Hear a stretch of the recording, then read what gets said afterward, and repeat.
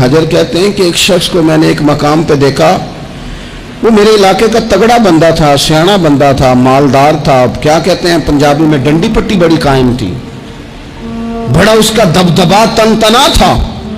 لیکن میں نے اسے طبیب کی دکان پر لیٹے ہوئے دیکھا تو اس کے وجود سے پیپ نکلتی تھی۔ میں نے اسے کہا یار تیرے نام سے تو لوگ خوف زدہ رہتے تھے، تیرا نام لے کے تو لوگ بچوں کو ڈرایا کرتے تھے، تیرے سے انسلاک رکھنے والے تو بازاروں میں گردنیں اونچی کر کے چلتے، تجھے کیا ہوا؟ تو کہنے لگا بس جب خدا کا حکم آیا، جب اللہ کی حکمت کا غلبہ ہوا، جب تک اس نے ڈھیل دی تو دی، لیکن جب وہ پکڑنے پہ آیا تو پھر حال یہ ہوا کہ ایک غریب مچھیرا مچھلیاں پکڑنے کے لیے دریا میں سارا دن بیٹھا رہا، اسے مچھلی نہ ملی، شام کو رو ہی پڑا کہ مالک میرے تو بچوں کے پاس کھانے کو بھی کوئی شے نہیں، تو ایک مچھلی شام کو بڑی محنت کے بعد ایک بڑی مچھلی اس کے ہاتھ لگی۔ ان دنوں نہ مچھلیاں ملتی تھی نہ گوشت ملتا تھا، وہ بیچارہ ایک مچھلی لے کے جا رہا تھا اپنے گھر کی جانب، تو سامنے اسے میں آ گیا۔ جو طریقہ ہوتا ہے کدھر لے کے جا رہے ہو، کہاں سے لی ہے؟ تو کہتے اس نے کہا صاحب مجھے پتا ہے آپ مجھ سے چھین لیں گے، لیکن میرے بچے صبح سے بھوکے ہیں، یہی میرا روزگار ہے، آج مجھے کچھ نہیں میسر آیا، میں نے اس مچھلی کو لیا ہے، مجھے تو بیچنے کو بھی کچھ نہیں ملا، پتہ نہیں مجھے پکانی کس طرح ہے،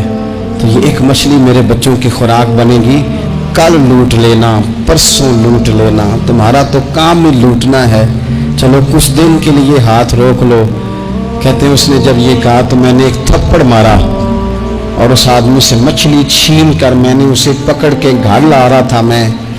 اس مچھلی نے، حالانکہ مچھلیاں کاٹا نہیں کرتی، کہنے لگا اس مچھلی نے ناخن پر میرے پورے پر تھوڑا سا کاٹا ہے، اور میں نے کہا کوئی بات نہیں، مچھلی ذرا بڑی تھی، اس نے کاٹ لیا، میں نے تھوڑی سی پٹی باندھی اور گھر والوں کو کہا مچھلی پکا دیں، انہوں نے پکائی کھائی، کچھ پتہ ہی نہیں تھا، 2-4 دن گزرے ہیں تو زخم آگے بڑھنے لگا ہے، طبیب کو دکھایا ہے تو اس نے کہا یہ تو انگلی کاٹنی پڑے گی، کہتے ہیں وہ انگلی کٹوائی، 1 ہفتہ نہیں گزرا تھا کہ زخم آگے بڑھا، تو پھر وہ ہاتھ کی طرف بڑھا، تو میں نے جا کے دکھایا تو اس نے کہا ہاتھ بھی کاٹنا پڑے گا، سارا بازو کٹوا چکا ہوں، رات کو نیند نہیں آتی، ایک لقمہ پیٹ میں نہیں گزرتا، میرے بچے، میرے بھتیجے، میرے بھائی، میرے عزیز گلی گلی اس غریب کو ڈھونڈتے پھرتے ہیں جس کا نام بھی ہم کوئی نہیں جانتے، تھک گئے تلاش کر کر کے، خدا جانے کہاں چھپ گیا اللہ کی اتنی بڑی زمین میں، وہ ملتا نہیں،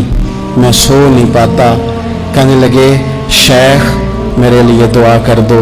مجھے کچھ نہیں چاہیے، بس وہ مجھے مل جائے اور میں اس سے نا معافی لے لوں، بس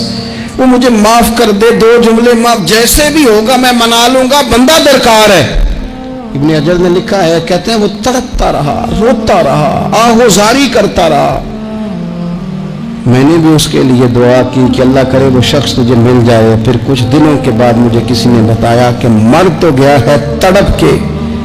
پر اس سے معافی کا موقع میسر نہیں آیا۔